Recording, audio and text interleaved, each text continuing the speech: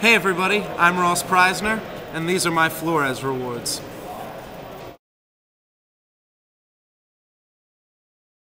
Hi, I'm Michael J. Flores for Flores Rewards, and we're at the height of culture and civilization, Whole Foods.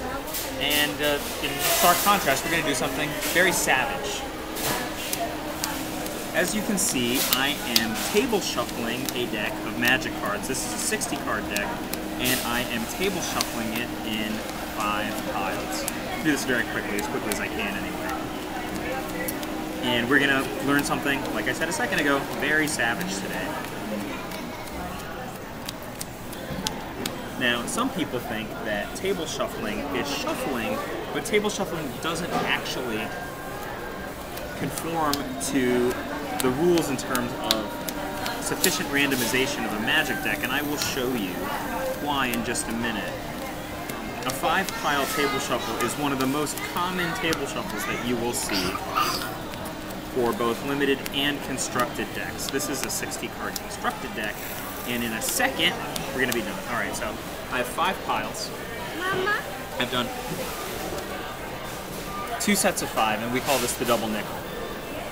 This is not a sufficiently randomized deck, but what it is a perfectly distributed deck.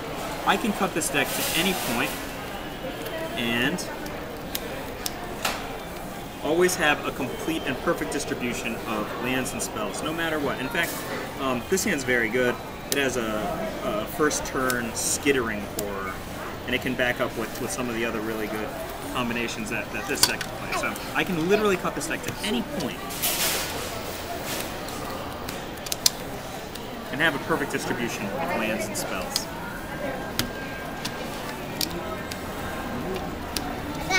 Every single position in this deck is going to have a perfect distribution of land and spells, and the most amazing thing about it is it's not always 3 lands and 4 spells. Sometimes you'll see 2 lands and 5 spells, but then you'll immediately cut into a position right after the initial 7 cards that makes it a very justifiable hand in terms of mana distribution. So if you did a technique like this, which is a savage cheat, you would have a distinct advantage over an opponent who was correctly distributing their deck. So we'll be right back in a second. So I've just reset this deck using the double nickel. What we do in the double nickel is to start with all the lands and spells separated. Then we do 5 piles, table shuffle, and then 5 piles again, table shuffle. We put it all together. I just wanted to show you what the deck looks like. So here's a cut of 7 cards, 1, 2, 3, 4, 5, 6, 7, and you'll see 3 lands, 4 spells. Then again, 1, 2, 3, 4, 5, 6, 7, 3 lands and 4 spells again. 1, 2, 3, 4, 5, 6, 7, 3 lands and 4 spells. 1, 2, 3, 4, 5, 6, 7, 3 lands and 4 spells. 1, 2, 3, 4, 5, 6, 7. The pattern there? 1, 2, 3, 4, 5, 6, 7. It's a perfect distribution of lands and spells. Ooh, that would have been a really good hand.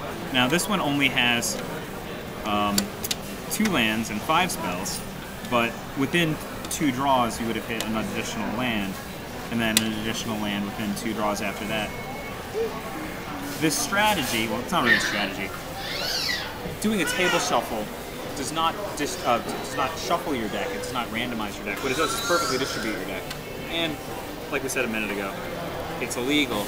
I wrote about this about a year ago in a blog post called How to Cheat, and that resulted in actually some of the shuffling rules being changed when the DCI went over the rules last year, right about when they did the new N10. So one of the things that came out of that blog post was that when you shuffle somebody else's deck and they hand it back to you, you're no longer allowed to cut your own deck.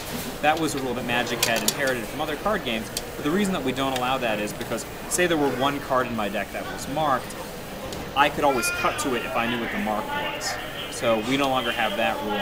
Personally, I think that the shuffling rule should enforce riffle shuffling as the letter of the law, but that's not something that the rules team has decided they want to go along with yet, hopefully.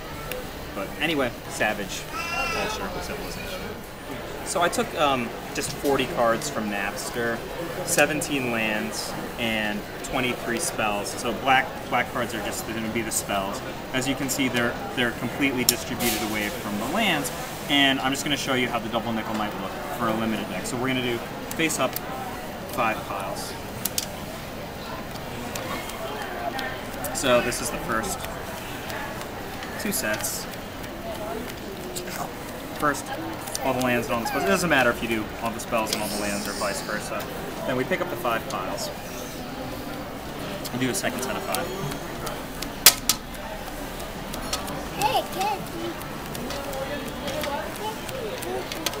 Almost there. We can put them up and put them back together in any order.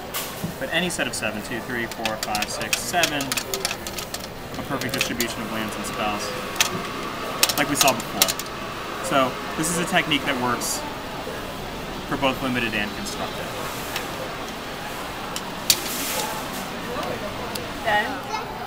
So of course we're against savagery, we're against cheating, so this week's Flores Reward, Feat of Strength, is going to be about how we show culture and civilization. And my example is this one.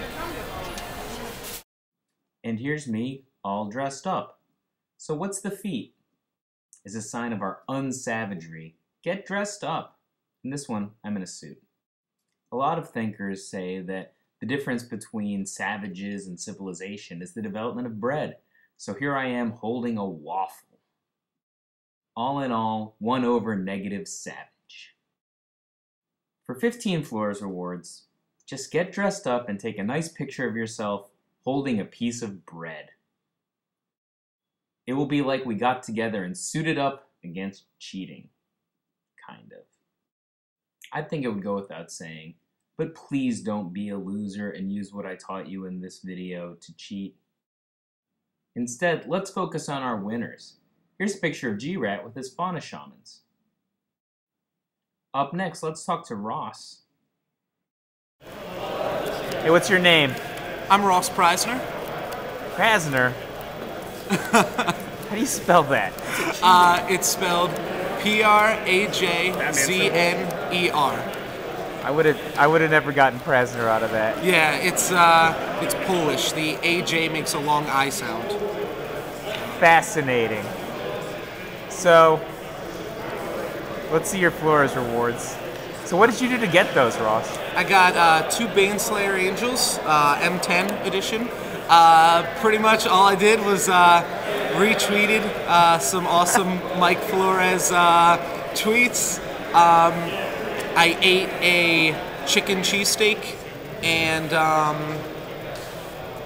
had a picture taken with a celebrity and just other fun stuff.